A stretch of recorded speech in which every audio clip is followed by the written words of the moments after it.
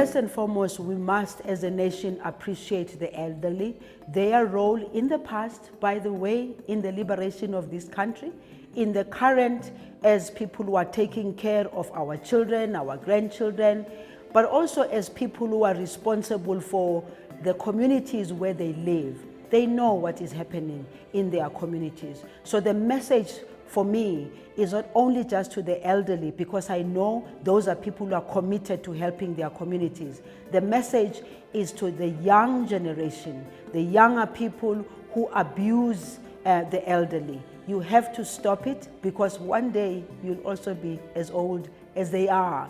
And therefore, in order for you to have a clean and live with a clean conscience, don't abuse their money, don't take away their SASSA cards, don't insult them, don't push them around.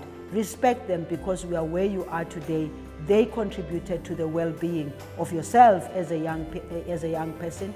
And from a departmental point of view, I'm calling upon departments at national, provincial, and local.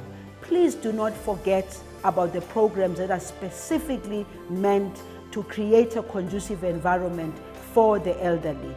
They are here to support us as a department, and this is the message that I'm sending to the entire nation. Let's take care of the elderly. They deserve it.